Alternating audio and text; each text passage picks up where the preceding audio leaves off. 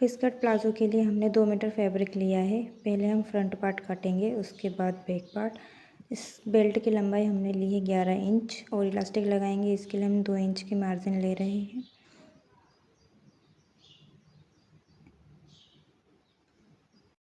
आसन की लेंथ लेंगे हम 11 इंच और इधर से भी 11 इंच लेंगे और फिर स्केल से इसको सीधा कर लेंगे।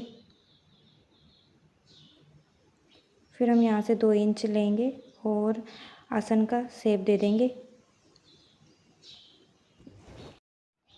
आसन का आधा है 6 इंच पे हम मार्क करेंगे और बीच में ऐसे सीधी लाइन बना लेंगे और ऊपर से हम 18 इंच पे मार्क करेंगे। हिप का आधा है 6 इंच, यहाँ हम 5 इंच लेंगे दोनों साइड और यहाँ से हम इस लाइन को सीधा कर लेंगे और ऊपर की दोनों लाइन को भी।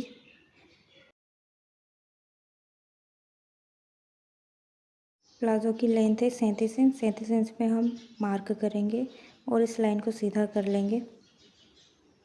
यहाँ से हम लेंगे 7 इंच दोनों साइड, फ्रंट से उधर भी 7 इंच और इधर भी 7 इंच और इस लाइन को हम सीधा कर लेंगे और फिर इन दोनों कॉर्नर को मिला लेंगे।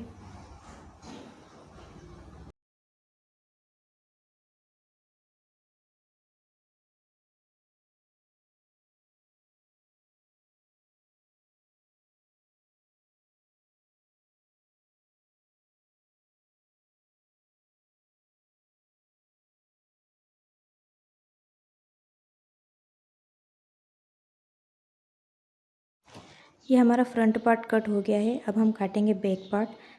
बैक पार्ट के लिए हम फ्रंट पार्ट को उसके ऊपर ऐसे रख देंगे कपड़े के ऊपर और उसके मार्जिन से ही हम बैक पार्ट को भी काटेंगे।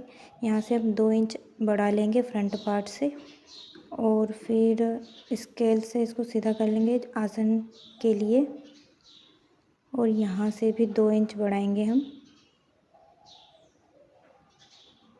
और ऐसे आसन का शेप दे देंगे। फिर यहाँ से भी 2 इंच और उसको ऐसे स्केल से सीधा कर लेंगे। फिर यहाँ से भी 2-2 इंच पे मार्क करना है और फिर इन मार्क को भी सीधा कर लेंगे स्केल से। फिर हम इस बैक पार्ट को भी काट लेंगे।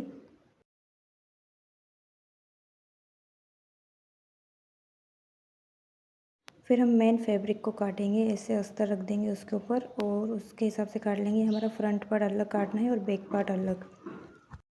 फिर हम फ्रंट पार्ट लेंगे, पहले अस्तर रख देंगे और फिर मेन फैब्रिक रख देंगे, उसके ऊपर से फिर एक और अस्तर रख देंगे और आसन को सिलाई कर देंगे। और ऐसे बैक पार्ट को भी करना है, पहले अस्तर रख देंगे फिर दोनों फैब्रिक रख देंगे और फिर अस्तर रख देंगे, फिर आसन पे सिलाई लगा लेना है।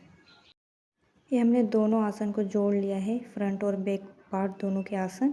और इसको ओपन करेंगे जब ये देखो इस तरह से दिखाई देगा।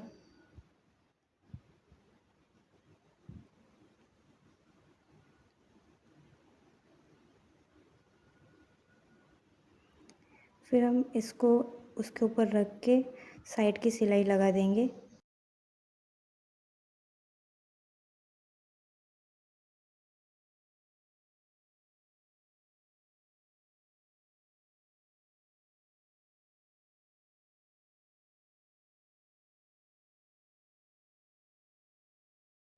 ये हमने साइड की सिलाई लगा ली है।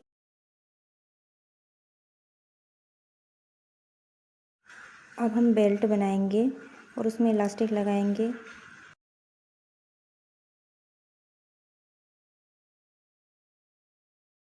ये हमने इलास्टिक लगा के इसको तैयार कर लिया है। अब हम बॉटम पार्ट में सिलाई लगाएंगे।